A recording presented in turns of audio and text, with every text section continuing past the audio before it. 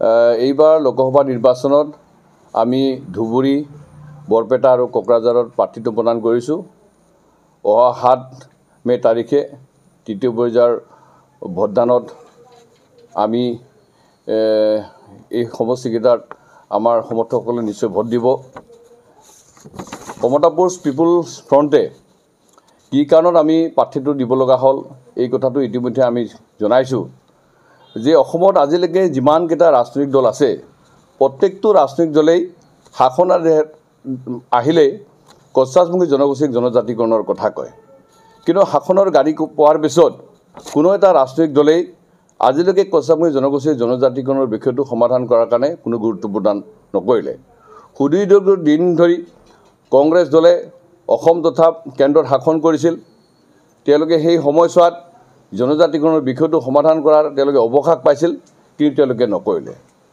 পৰৱৰ্তী সময়ছোৱাত কেন্দ্ৰ ৰাজ্যত বিজেপি নেতৃত্বাধীন চৰকাৰখন আহিলে, তেওঁলোকে আমাক জনগোষ্ঠীৰ জনজাতিকৰণৰ কথা কৈছিল, তেওঁলোকে নকৰিলে। মুখ্যমন্ত্ৰী সৰ্বানন্দ সোণোৱাল থাকোঁতেই যে এই লোকসভা নিৰ্বাচনত অসমৰ বা সৰ্বভাৰতীয় যিকেইটা ৰাজনৈতিক দলে আছে সেই ৰাজনৈতিক দলবিলাকে প্ৰতি বছৰে তেওঁলোকে নিৰ্বাচনী ইস্তাহাৰত জনজাতিকৰণৰ বিষয়টো তেওঁলোকে সংযোজন কৰিছিল। দৃষ্টিকটুভাৱে যে এইবাৰ AGP, BJP, কংগ্ৰেছ, UDF কোনো এটা ৰাজনৈতিক দলেই অসমৰ 6 জনগোষ্ঠীৰ লগতে কছাৰী যে জনগোষ্ঠীক জনজাতিকৰণৰ সম্পৰ্কত তেওঁলোকে কোনো ধৰণৰ নিৰ্বাচনী তেওঁলোকে প্ৰতিশ্ৰুতি নিদিলে। এইটো কথা স্পষ্ট হৈ পৰিল যে তেওঁলোকে বিগত সময়ছোৱাত যে একমাত্ৰ কছাৰী জনগোষ্ঠীৰ আৱেগ অনুভূতিক লৈ ৰাজনীতি কৰিছিল, ভোটৰ অংকেৰে তেওঁলোকে জনজাতিকৰণৰ বিষয়টো তেওঁলোকে সন্নিৱিষ্ট কৰিছিল। আৰু এইবাৰ তেওঁলোকে লোকসভা নিৰ্বাচন সম্পূৰ্ণভাৱে কছাৰী জনগোষ্ঠীৰ আৱেগ অনুভূতিক তেওঁলোকে ভৰিৰ মহাৰি পেলাই যে জনজাতিকৰণৰ বিষয়টো উত্থাপন নকৰে। নহয়, ধুবুৰী সমষ্টিটো আপোনালোকে জানে যে মই বিশ্বজিৎ ৰায় তাত প্ৰতিনিধিত্ব কৰিছোঁ।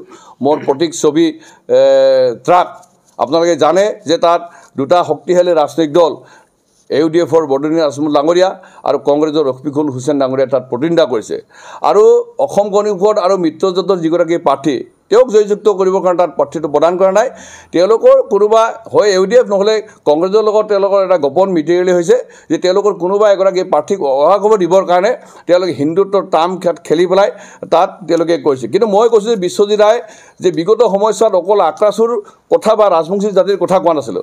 মই এই অঞ্চলত কছাৰীমুখীৰ সংখ্যালঘু আন জাতি জনগোষ্ঠীৰ কথা কৈছিলোঁ। গতিকে মই ভাবোঁ যে যিহেতুকে বদৰুদ্দিন আজমল ডাঙৰীয়া আৰু ৰকিবুল হুছেইন ডাঙৰীয়া এই সমষ্টিৰ অন্তৰ্গত ব্যক্তি নহয়, তেওঁলোক বাহিৰৰ পৰা আহিছে। গতিকে এই অঞ্চলৰ মই এগৰাকী বাসিন্দা হিচাপে এই অঞ্চলৰ মানুহে নিস্বাৰ্থভাৱে মোক ভোট দি জয়যুক্ত কৰক। মই ভাবোঁ যে আজি তেখেতসকলে বিগত সময়ছোৱাত আজমল ডাঙৰীয়া সংসদৰ মজিয়াত যিদৰে বক্তব্য ৰাখিব লাগিছিল আমি দেখা নাই। সদায় তেওঁলোকে হয় BJP নহ'লে কংগ্ৰেছৰ বিৰুদ্ধে মুখ চুপুতি মাৰি কথা কৈ থাকে।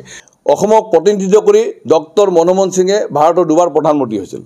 একে সময়ছোৱাত তৰুণ গগৈ ডাঙৰীয়াই অসমৰ মুখ্যমন্ত্ৰী হৈছিল। কেন্দ্ৰ ৰাজ্যত তেওঁলোকৰ চৰকাৰ থকা সময়ত এই বিষয়টো সমাধান কৰিবৰ কাৰণে কিয় আগুৱাই নহ'ল? আজি কংগ্ৰেছ দলে যদি বিগত সময়ছোৱাত আমাক জনজাতিকৰণ কৰিলেহেঁতেন তে নিস্বাৰ্থভাৱে কংগ্ৰেছক আমি ভোটদান কৰিবৰ কাৰণে আমি আহ্বান জনালোহেঁতেন, আমি ৰাজনৈতিক দল গঠন নকৰিলোঁ। একেদৰে আজি কেন্দ্ৰ ৰাজ্যত থকা BJP দলে যদি আমাৰ জনগোষ্ঠীক জনজাতিকৰণ কৰিলেহেঁতেন তেতিয়াহ'লে আমি ৰাজনৈতিক দল খোলাৰ বিপৰীতে BJP দলক কৃতজ্ঞতা হিচাপে এই লোকসভা নিৰ্বাচনত ভোটদান কৰিবৰ কাৰণে আমি আহ্বান জনালোহেঁতেন।